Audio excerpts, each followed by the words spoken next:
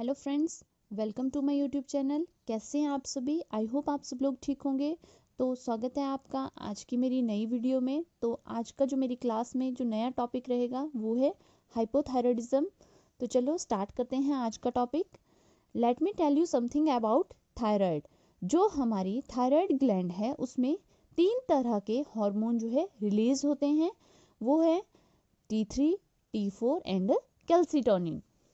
Thyroid hormone हमारी body की growth and development में बहुत ज़्यादा हेल्पफुल होते हैं और यही थायराइड हार्मोन हमारी बॉडी की बेसिक मेटाबॉलिज्म को इंक्रीज करते हैं। तो जब इन हार्मोन की डेफिशिएंसी हमारी बॉडी में हो जाती है तो हमारी बॉडी का मेटाबॉलिक या मेटाबॉलिज्म जो है स्लो हो जाता है, जिसकी वजह से पेशेंट में ओबेसिटी आती है, सुस्ती आती है और पेशेंट का वेट गेन होता है। तो इन सभी चीज़ों को आज हम इस क्लास में डिस्कस करेंगे।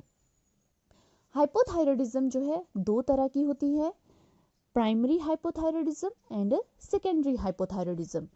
प्राइमरी हाइपोथायराइडिज्म जो कि पर्टिकुलरली थायराइड ग्लैंड में प्रॉब्लम की वजह से हो सकती है, एंड सेकेंडरी हाइपोथायराइडिज्म ये जो है इसमें थायराइड ग्लैंड में कोई प्रॉब्लम नहीं होती, बल्कि पिट्यूटरी ग्लैंड से निकलकर जो सिक्रीशन थायराइड ग्लैंड को स्टिमुलेट करते हैं उनकी डेफिशिएंसी होती है।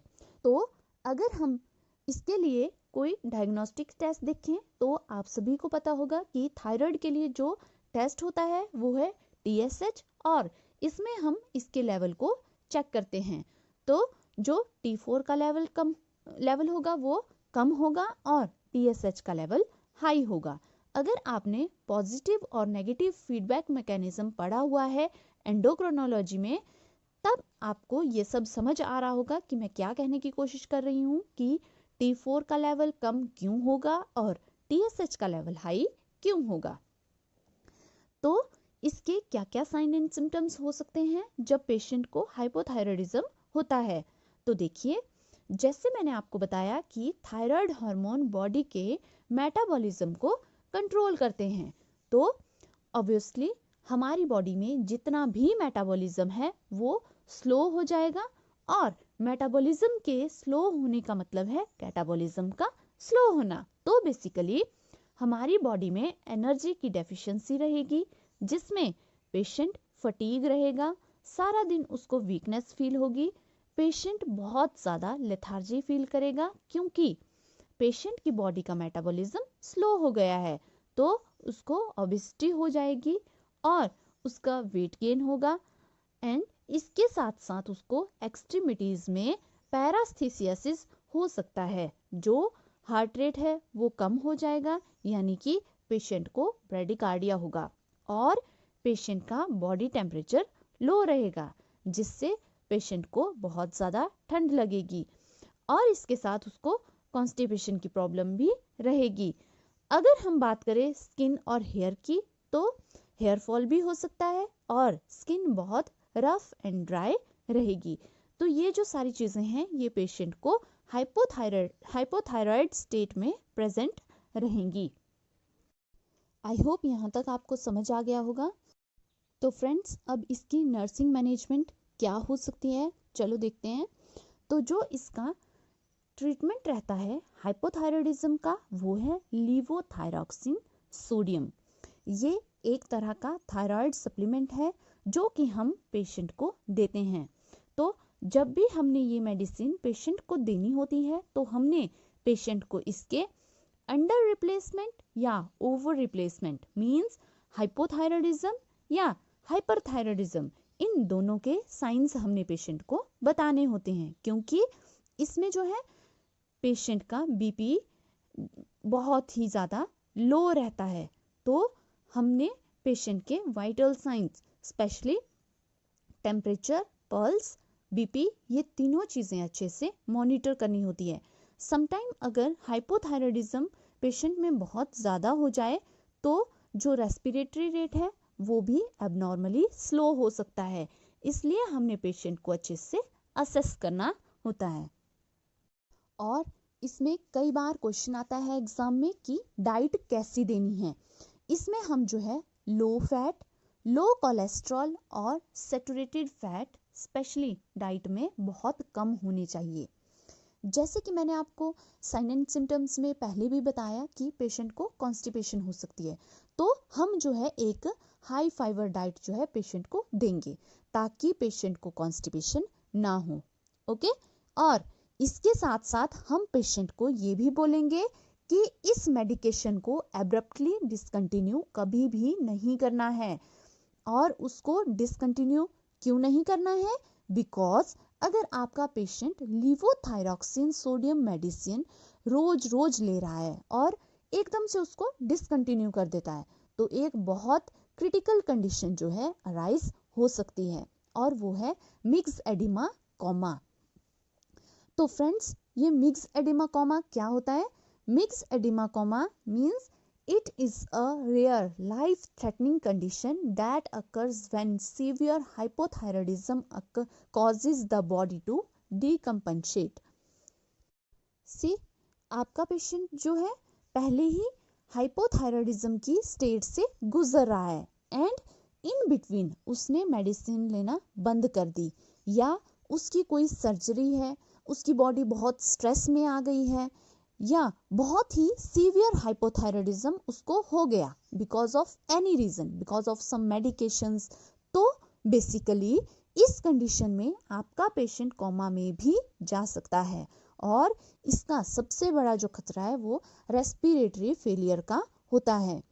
मिक्स एडिमा एक क्राइसिस सिचुएशन है जो हाइपोथायरॉयडिज्म वाले पेशेंट को हो सकती है, इसलिए हमने पेशेंट को बोलना है कि आपने अपनी मेडिकेशन को कंटिन्यू लेना है एंड विदाउट डॉक्टर एडवाइस अपनी डोजेस को इंक्रीज और डिक्रीज नहीं करना है। तो चलो इसके बाद जो है हम मिक्स एडिमा कोमा के साइन एंड सिम्टम्स देखते हैं। तो फ्रेंड्स, इसमें सब कुछ क्या है, हाइपो हाइपो हो जाता है। तो यहाँ मैं एक चीज और ऐड करती हूँ कि हाइपोथायरॉयडिज्म वाले पेशेंट की जो आईज होती है उसके अराउंड जो है एडिमा होता है, जिसको हम बोलते हैं puffiness around the eyes. Okay, लेकिन मिक्स एडिमा कोमा में पूरी बॉडी में एडिमा होता है, जिसको हम बोलते हैं जनरलाइज्ड एडिमा। और इसके साथ साथ जिसको मिक्स एडिमा है उस पेशेंट को हाइपोथर्मिया बहुत ज़्यादा होगा, हाइपोनेट्रेमिया, हाइपोग्लाइसीमिया ये भी होगा। ओके, एंड हाइपोटेंशन, इसके साथ बहुत ही सीवियर ब्रेडिकार्डिया भी हो सकता है।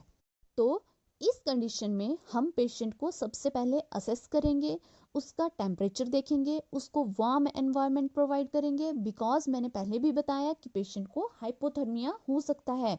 और इसके साथ साथ हम पेशेंट को आईवी लिवोथायरॉक्सिन सोडियम जो है स्टार्ट करेंगे जब तक उसकी कंडीशन जो है स्टेबल नहीं हो जाती है, क्योंकि आपके पेशेंट को हाइपोनेट्रीमिया है, तो इस वजह से हम पेशेंट को आईवी फ्लूइड देंगे जो भी डॉक्टर प्रिस्क्राइब करेंगे। और इसके साथ साथ हम पेशेंट को ग्लूकोज सप्लीमेंट्स जो है दे सकते हैं, जैसे डेक्सट्रोज शुरू कर सकते हैं, क्योंकि पेशेंट हाइपोग्लाइसेमिक स्टेट में है। लेकिन सबसे बेस्ट जो चीज़ है वो है इंजेक्शन कॉर्टिकोस्टेरॉइड। कॉर्टिकोस्टेरॉइड इंजेक्शन हम पेशेंट को देते हैं बिकॉज इससे जो हाइपोनेट्रीमिया, हाइपोग्लाइसीमिया जैसी प्रॉब्लम्स सॉल्व हो जाती हैं। तो यहाँ जो है मैं एक क्वेश्चन आपके साथ डिस्कस करती हूँ जो कि बार बार जो है एग्जाम में पूछा जाता है, कि जैसे कि एक पेशेंट है, इमरजेंसी में आया है and he is suffering from myxoedema coma. तो आपने उसके वाइटल साइंस लिए, तो मिक्स एडिमा में एक चीज़ को हमेशा याद रखना है कि जो प्रायोरिटी रहती है वो रेस्पिरेटरी सिस्टम रहती है, क्योंकि इसमें जो है रेस्पिरेटरी फेलियर के चांसेस बहुत ज़्यादा रहते हैं। तो आपने अपने पेशेंट को ऑब्जर्व करना है, अगर रेस्पिरेटरी रेट जो है 12 से नीचे है तो इमीडिएटली डॉक्टर को इन्फॉर्म करना है। मे बी आपको पेशेंट को सपोर्टिव थेरेपी में डालना पड़े, उसको वेंटिलेटरी सपोर्ट या something like that, you have to insert the airway. तो बेसिकली आप ये सारी चीज़ें देखोगे। तो इसके साथ साथ जो है हेल्थ एजुकेशन भी बहुत ज़रूरी है, बिकॉज ये जो मिक्स एडिमा कोमा है ये एक प्रिवेंटिव कंडीशन है। अगर हम अपने पेशेंट को एजुकेट करेंगे कि आपको हाइपोथायराइडिज्म है तो आपको मेडिकेशन जो है रेगुलरली लेनी है, उसको एब्रप्टली स्टॉप नहीं करना है, क्योंकि मैं एक बार फिर से यहाँ रिपीट कर रही हूँ कि ये जो एक इम्पॉर्टेंट एजुकेशन है जो आपने अपने पेशेंट को देनी है। और अगर टाइम से मिक्स्ड एडिमा का ट्रीटमेंट हो जाए तो हम पेशेंट को कोमा में जाने से बचा सकते हैं। So this was all about hypothyroidism. I hope यहाँ तक आपको ये टॉपिक समझ आ गया होगा। तो ये था मेरा आज का टॉपिक, हाइपोथायराइडिज्म। एक बार फिर से देखते हैं। देखो, हाइपोथायराइडिज्म में हमने सबसे पहले इंट्रोडक्शन को डिस्कस किया, उसके बाद हमने जो है इसके साइन एंड सिम्टम्स को डिस्कस किया। नेक्स्ट हमने देखी इसकी नर्सिंग मैनेजमेंट। नर्सिंग मैनेजमेंट में हमने जो है एक मेडिकेशन को डिस्कस किया जो थी लिवोथायरॉक्सिन सोडियम। लिवोथायरॉक्सिन सोडियम को डिसकंटिन्यू करने पर जो क्रिटिकल कंडीशन अराइज होगी वो पड़ी, वो थी मिक्स्ड एडिमा कोमा। फिर जो है हमने मिक्स्ड एडिमा कोमा के साइन एंड सिम्टम्स को डिस्कस किया और लास्ट में हमने देखी इसकी हेल्थ एजुकेशन। तो ये था आज का पूरा टॉपिक हाइपोथायराइडिज्म। तो फ्रेंड्स, जल्दी ही मिलेंगे एक नई वीडियो के साथ। तब तक के लिए take care and see you soon.